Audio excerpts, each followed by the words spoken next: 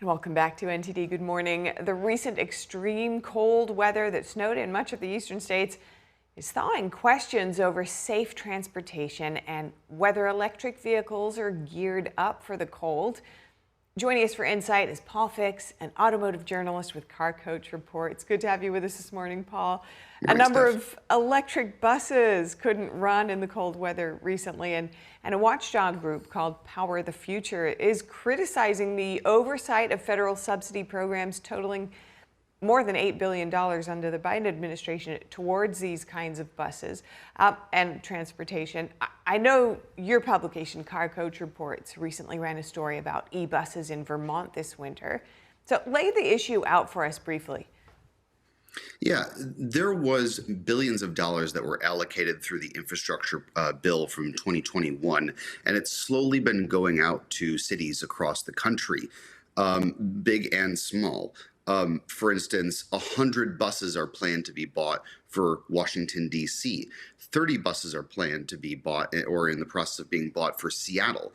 And Burlington, Vermont, they got 5 buses for $8 million, which, these buses are not cheap, whether they are diesel or electric, but it's still a lot of money to be throwing around. And there's been a lack of research done on how effective these buses are going to be, especially in the very cold winters that places like Burlington, Vermont do get. Now, there are effectiveness issues with these electric buses when it comes to the cold weather. Below 41 degrees, it can have issues with charging, and they won't charge as fast and they won't have ranges that are as long. These electric buses in Burlington, Vermont, they're supposed to get 258 miles of range, which honestly is not that much. A diesel transit bus will get 3 times that amount in range and can be charged up in 20 minutes, fueled up in 10-20 minutes versus charging, which could take hours. They're really playing for this. It seems like they jumped the gun and said, we need to try to push the agenda rather than trying to make an efficient use of our buses for the actual people using those buses. And all 5 of those buses, they're not being used this winter. It's too cold. Right. So what operating environments would these electric buses actually be well suited for? Yeah, more temperate climates or warmer climates, they definitely do a lot better. Unfortunately, the effective ranges of these buses, they're kind of narrow right now. The battery technology is still evolving.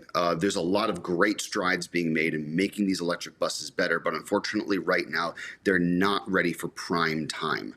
So in temperate climates, they seem to do pretty well. They get their effective ranges. And there are some cases where people can get longer ranges depending on how they would drive their electric vehicles. But when it comes to a bus that's constantly starting and stopping and going up hills, and especially having to get around in the winter, it's going to be using extra power. Also with the heaters on board, right? And all of the other equipment that a bus needs in order to operate correctly. So they're never going to get their maximum 258 miles of electric range. And unfortunately, when it comes to public transit, people rely on that to get to their jobs, to go shopping, to visit their families. They need to have access to these tools. And when the transit authority, throws their hands in the air and says, well, yes, we've made a really smart decision here and we're saving the environment, but now people can't get to work, you have to question just how smart of a decision that is. And just looking at this decision-making process, how should regulators design federal grant criteria so that transit agencies really have to prove real-world reliability, especially in winter and some of the other challenges you've laid out, before they can receive or keep the billions in electric bus subsidies that we've seen stall in here? Yeah, there's a lot of money being thrown around right now, especially for charging facilities for these electric buses.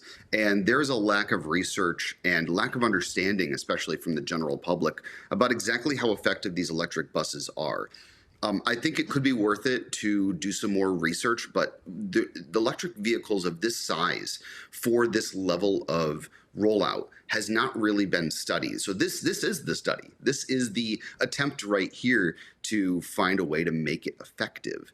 And what we're finding is that it's not, at least in Vermont. We're going to see how things roll out in other areas.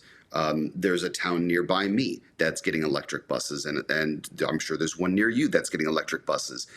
They are really on a roll here, rolling out these, pardon the pun, rolling out these electric buses. And we need to really see the real world effects. Like I was saying, people aren't able to get to work because these vehicles can't charge effectively below 41 degrees, so they've been parked. And that's not effective for anybody. What do you think viewers who may be concerned about this, in terms of grid reliability, energy security, what can they do, or what questions should they be asking their local officials?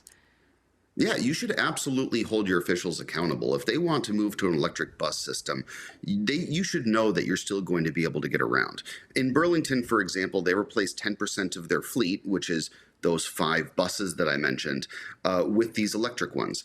And that's actually had a massive effect by cutting different lines for the transportation. So go tell your representatives that you're not happy with these decisions if it's affecting your life. If you're living in a more temperate climate, I really do hope that it hasn't affected your daily travels. But at the end of the day, this is your money. This is your tax dollars at work.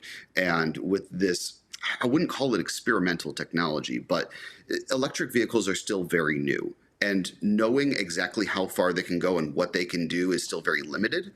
And the battery technology is still evolving. So maybe one day this will be an effective solution, but as of right now, keep a close eye on the situation, talk with your representatives, let them know how you feel.